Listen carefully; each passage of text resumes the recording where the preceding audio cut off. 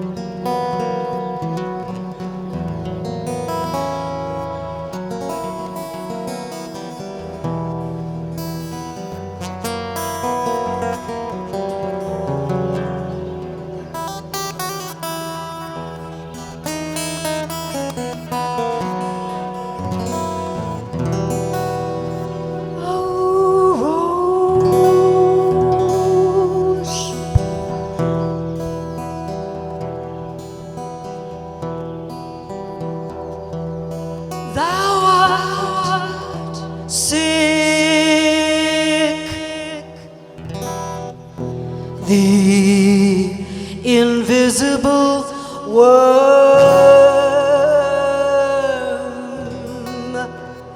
that flies in the night, in the howling storm, has found out thy bed.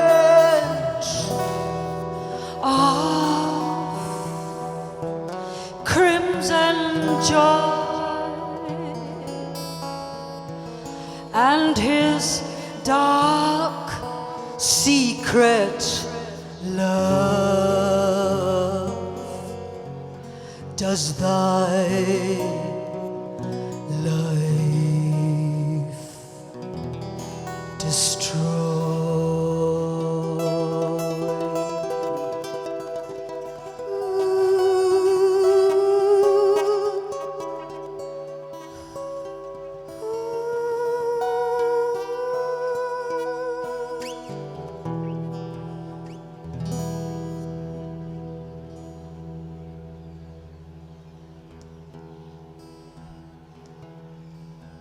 The ancient tradition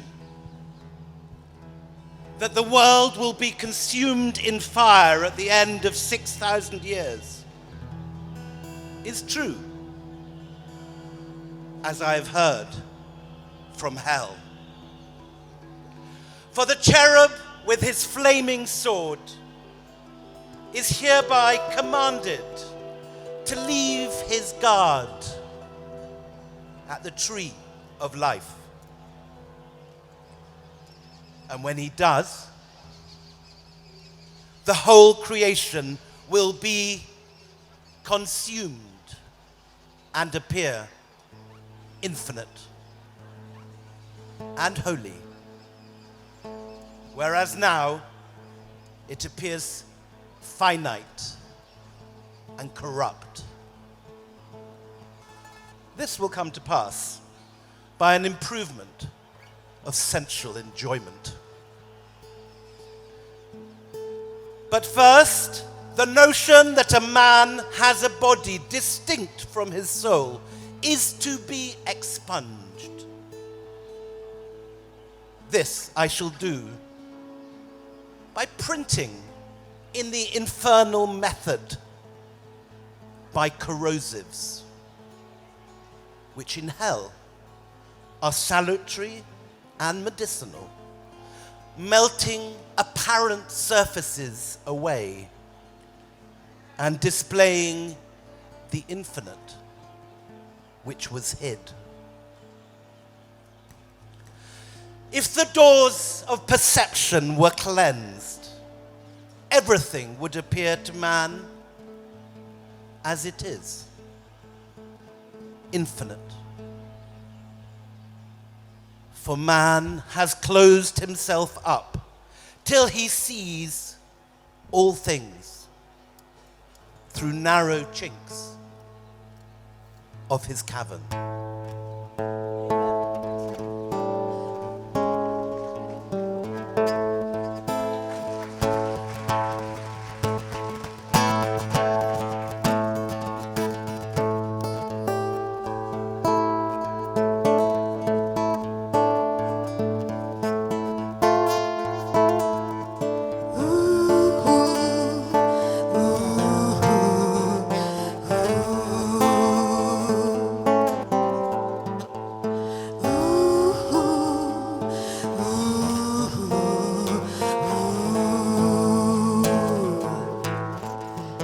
I wander through each charted street, near where the charted Thames does flow, and mark in every face I meet marks of weakness, marks of woe in every cry of every man, in every infant's cry of fear, in every voice, in every band, the mind forged manacles I hear. The mind forged manacles I hear.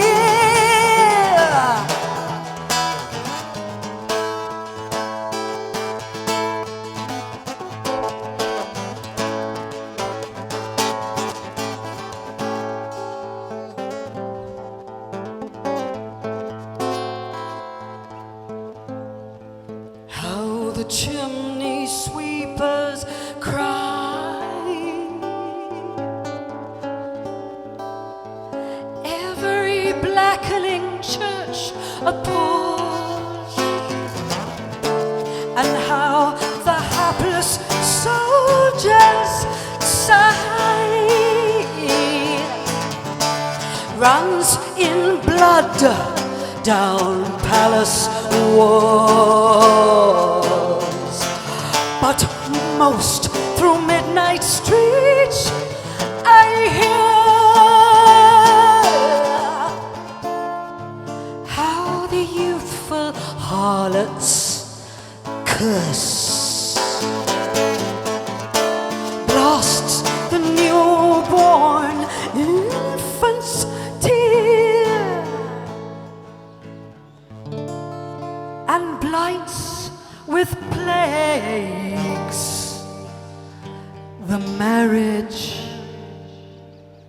hearse.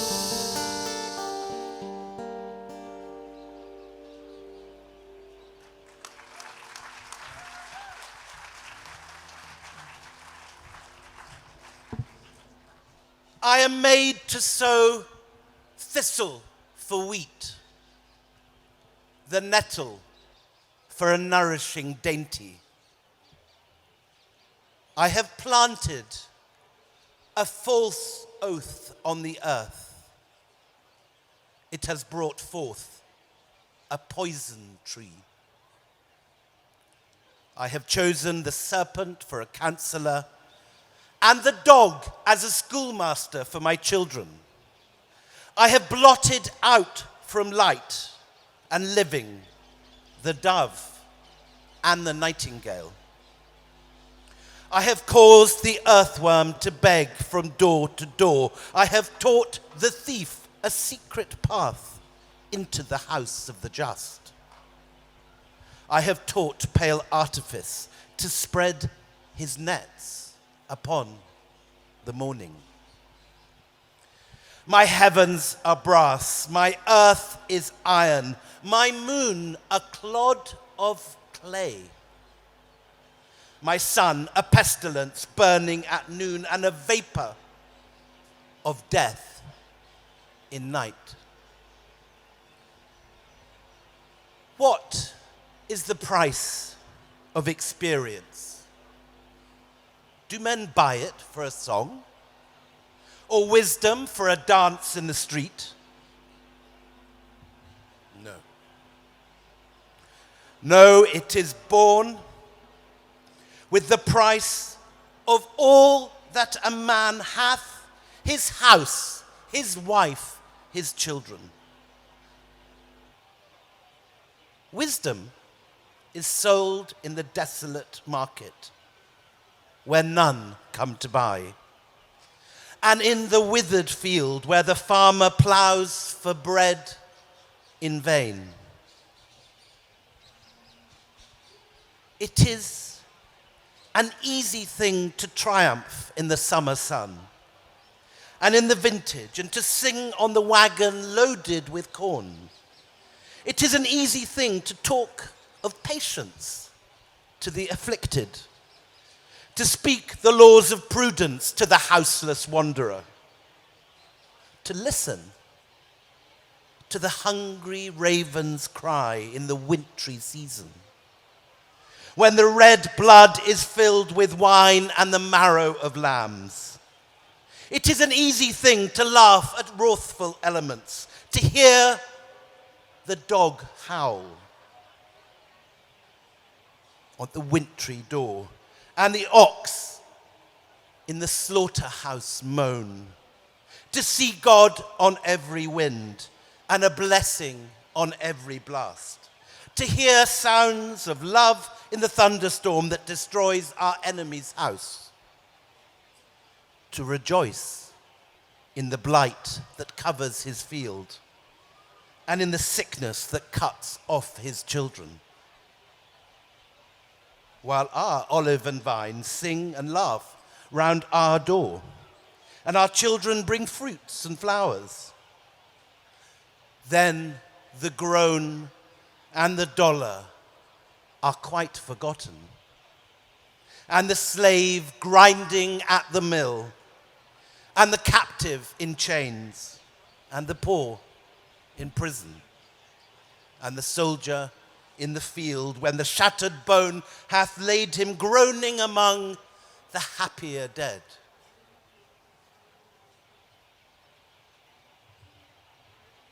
It is an easy thing to rejoice in the tents of prosperity. Thus could I sing, and thus rejoice. But it is not so.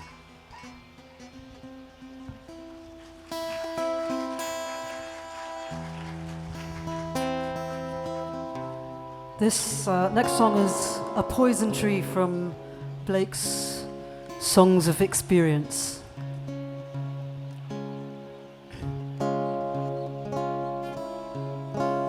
And the previous songs were, the first one was The Sick Rose, also from the Songs of Experience. And the second one was London from Songs of Experience.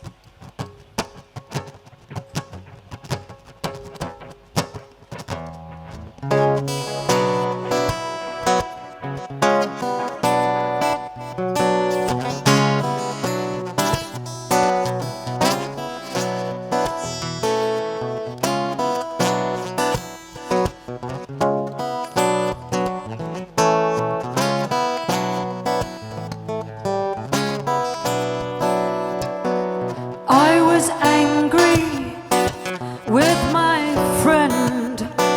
I told my wrath did end. I was angry with my foe. I told it not, my wrath did grow. And I watered it in fears, night and morning with my tears.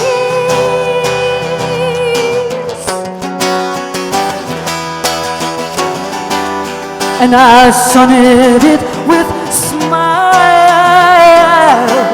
and with soft, deceitful wiles.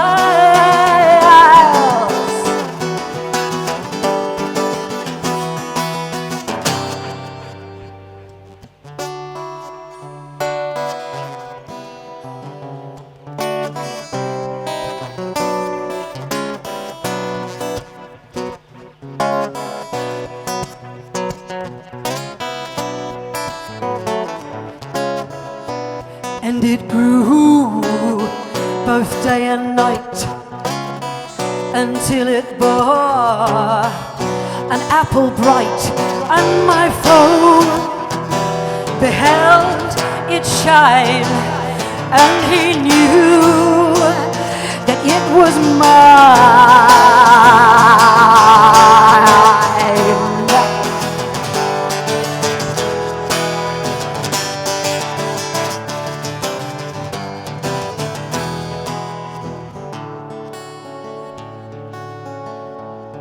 And into my garden stole,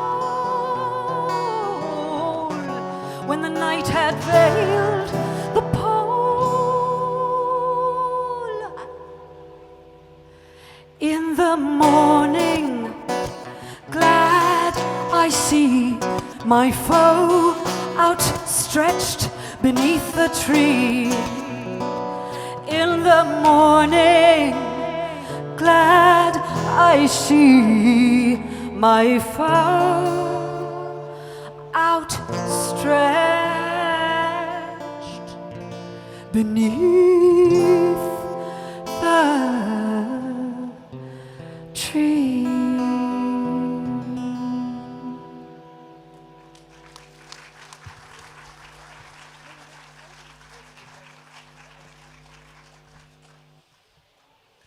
The voice of the devil from the marriage of heaven and hell. All Bibles or sacred codes have been the causes of the following errors. 1, that man has two real existing principles, viz., a body, and a soul. 2, that energy called evil is alone from the body. That reason, called good, is alone from the soul. 3, that good will torment man in eternity for following his energies. But the following contraries to these are true. 1, a man has no body distinct from his soul, for that called body is a portion of soul discerned by the 5 senses, the chief inlets of soul in this age. 2, that energy is the only life and is from the body, and reason is the bound or outward circumference of energy. 3, energy is eternal delight.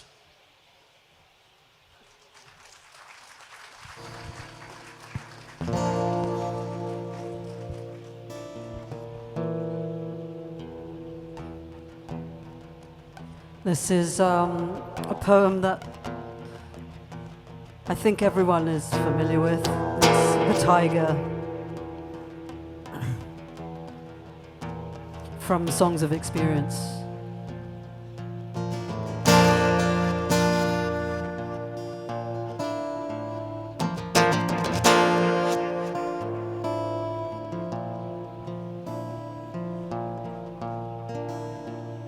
Tyger, Tyger, burning bright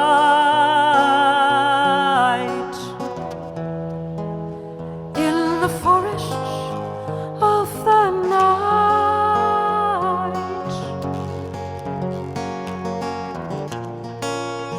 What immortal hand or eye could frame thy fearful symmetry?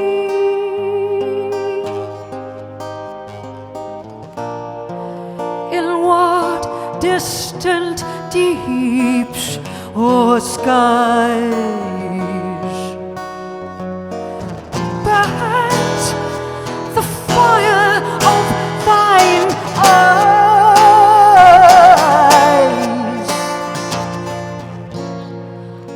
On what wings dare he aspire? What the hand dare seize the fire?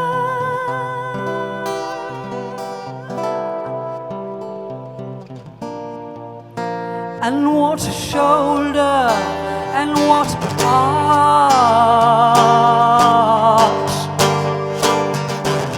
could twist the sinews of thy heart? And when thy heart began to beat, what dread hand and what dread feet?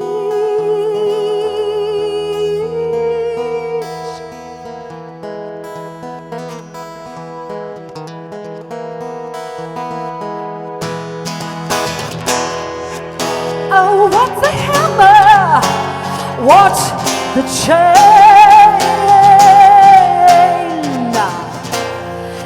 in what furnace was thy brain?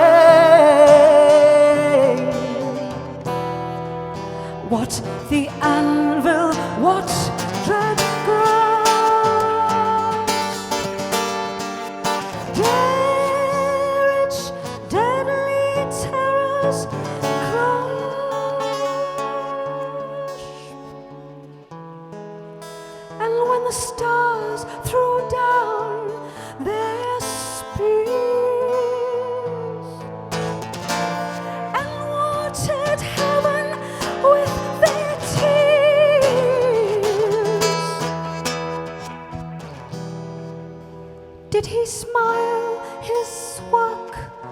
see?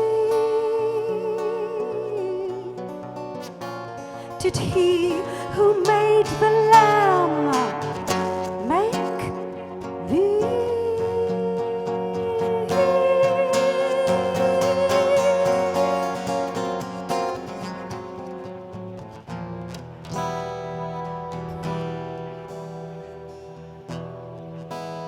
Tyger, Tyger, burning bright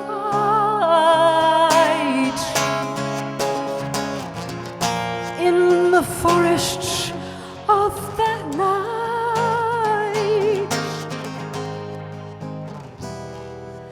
What immortal hand or eye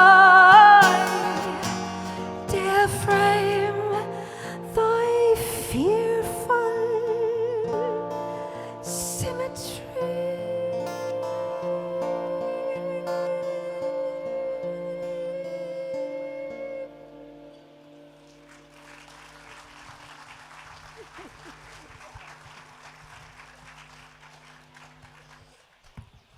A memorable fancy from the marriage of heaven and hell. As I was walking among the fires of hell, delighted with the enjoyments of genius, which to angels look like torment and insanity, I collected some of their proverbs, thinking that as sayings used in a nation mark its character, so the proverbs of hell show the nature of infernal wisdom, better than any description of buildings or garments. When I came home, on the abyss of the five senses, where a flat-sided steep frowns over the present world, I saw a mighty devil folded in black clouds hovering on the sides of the rock. With corroding fires, he wrote the following sentence, now perceived by the minds of men, read by them on earth.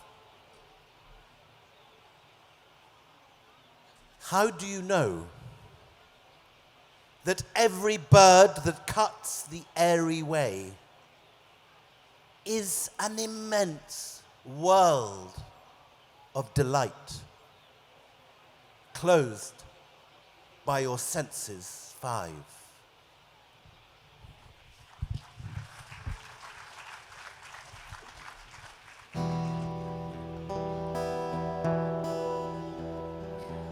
So this is the Proverbs of Hell from Marriage of Heaven and Hell.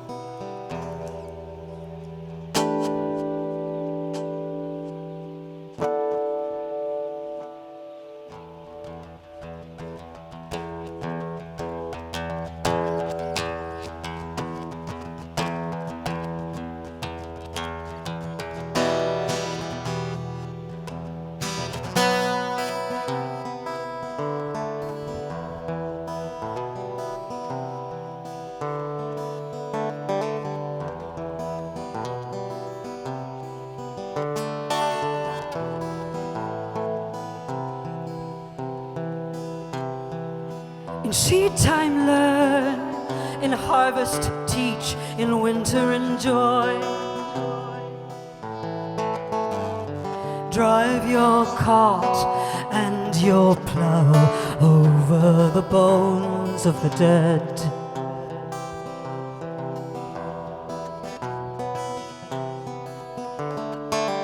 The road of excess leads to the palace of wisdom. Prudence is a rich, ugly old maid, courted by incapacity.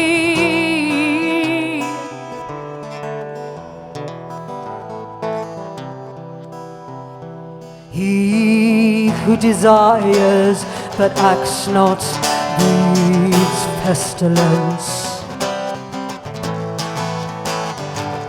the cutworm forgives the plough.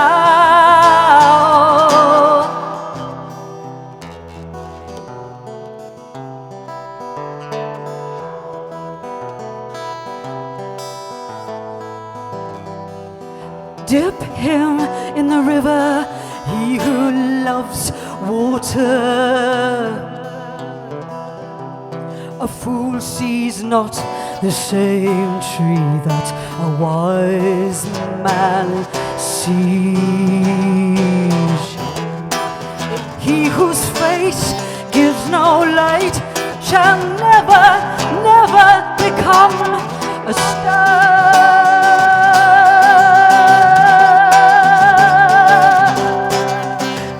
Eternity is in love with the productions of time.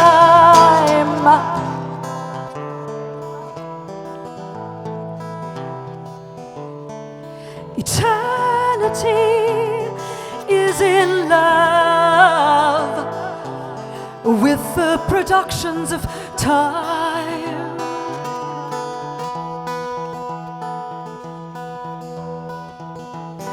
Prisons are built with stones of law,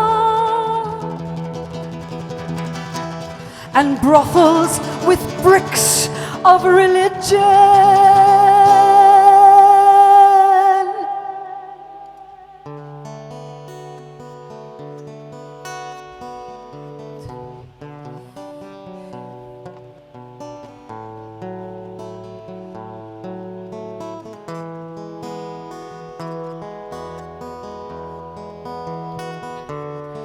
The pride of the peacock is the glory of God. The lust of the goat is a bounty of God. The wrath of a lion is the wisdom of God. Nakedness of a woman is the work of God.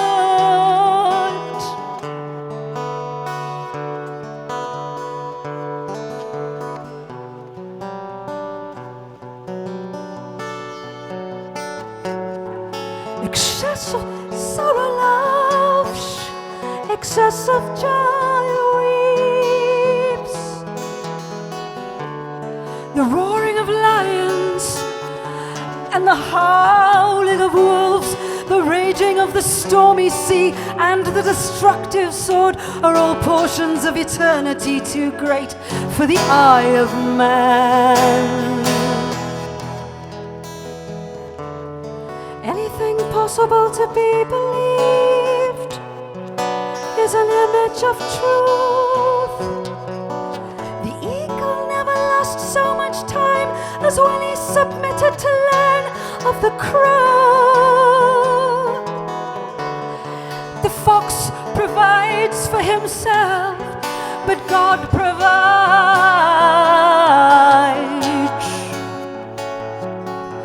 for the lion.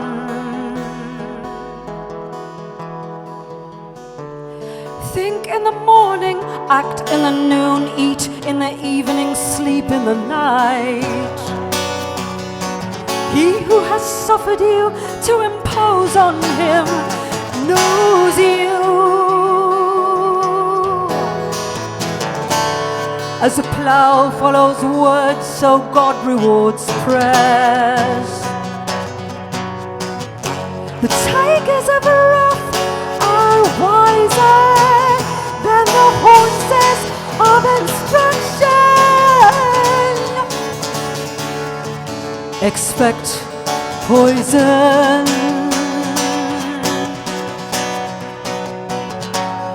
from the standing water.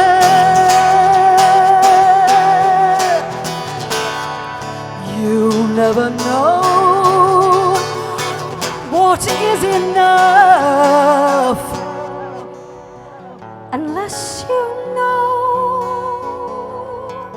what is more than enough.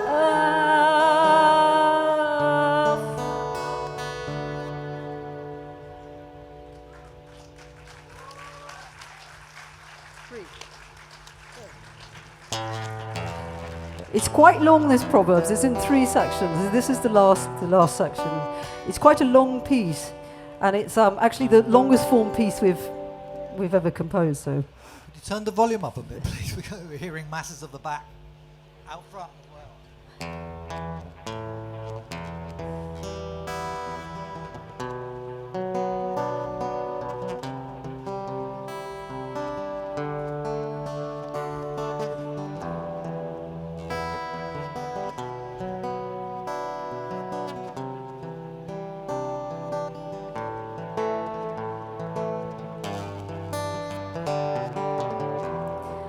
listen to the fool's reproach.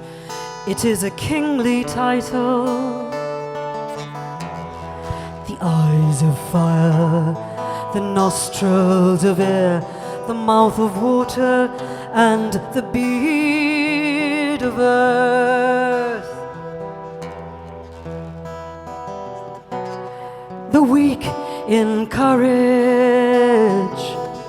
is as strong in cunning.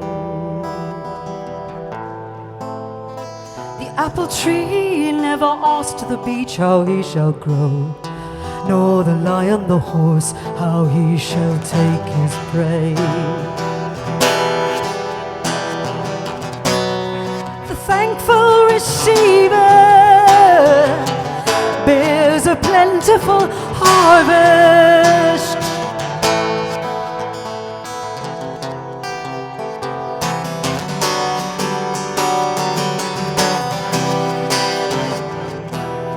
If others had not been foolish, then we should be so. The soul of sweet delight can never be defiled.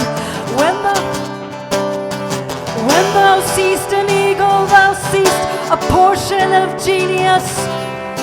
Lift up thy head.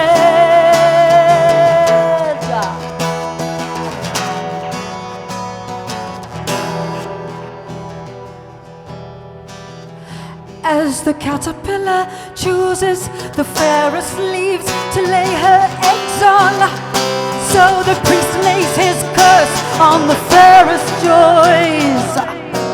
To create a little flower is the labor of ages.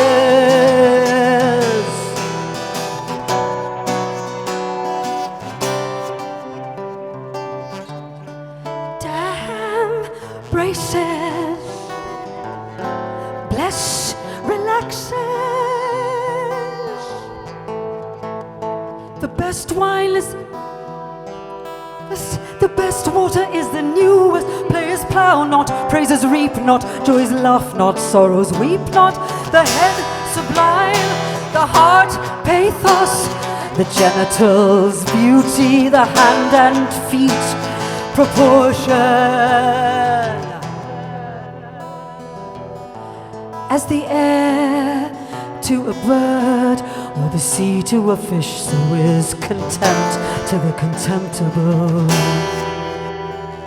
The crow wished everything was black, and the owl that everything was white.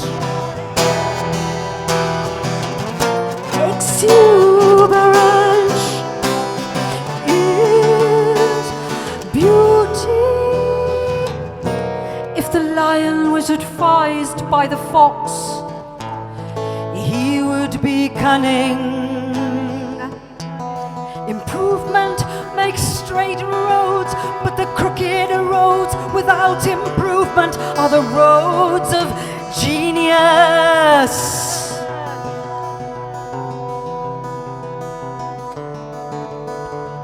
Sooner murder an infant in its cradle than to nurse unacted desires.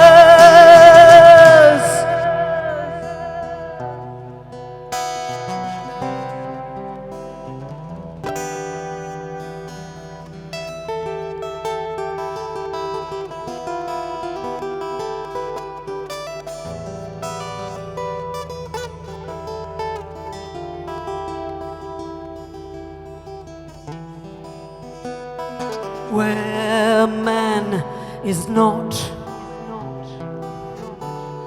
nature is barren.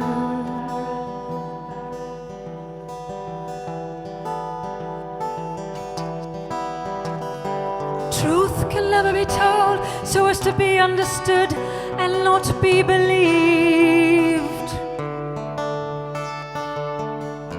Enough or too much.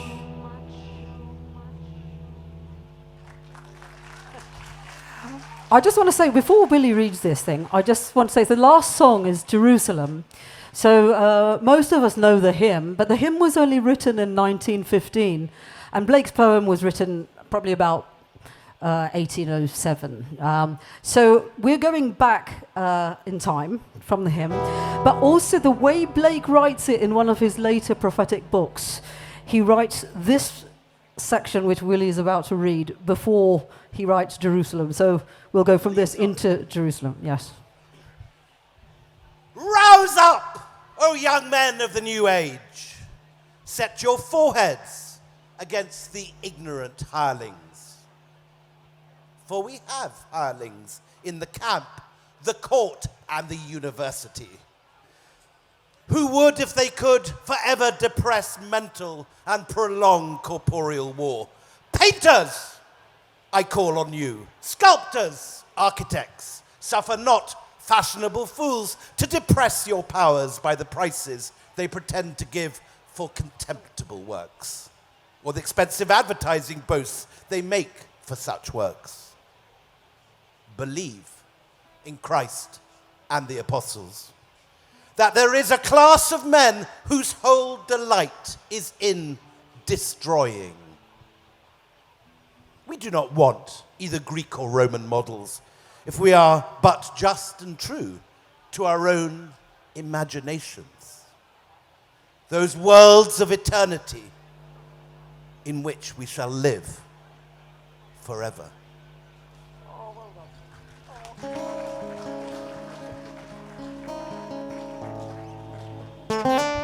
So this is the last song. This is Jerusalem. It's a reworking of Jerusalem.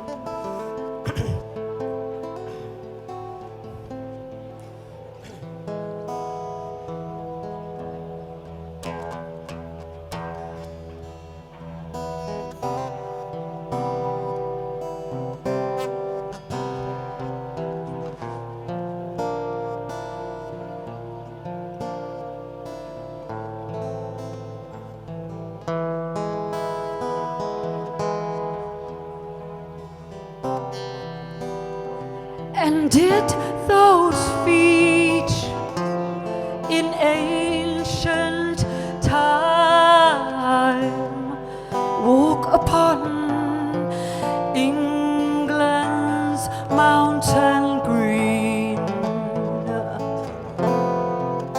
And was the Holy Lamb of God on England's pleasant pastures seen? And did the countenance divine shine forth upon our clouded hills? And was Jerusalem builded here among these dark satanic mills?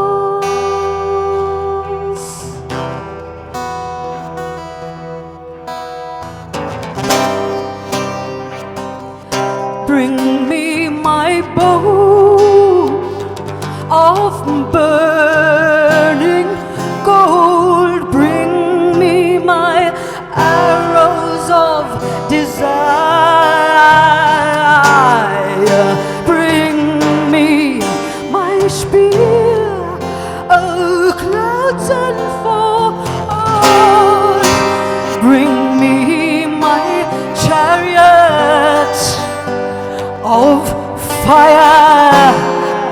I will not cease from mental fight, nor shall my sword sleep in my hand till we have built Jerusalem in England.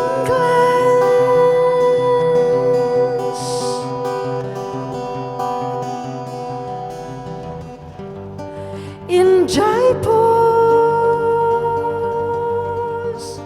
green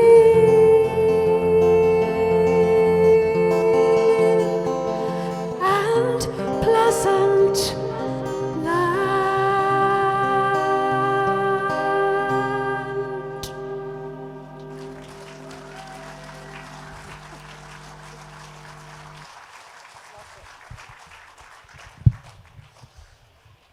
I give you the end of a golden string. Only wind it into a ball. It will lead you in at heaven's gate, built in Jerusalem's wall.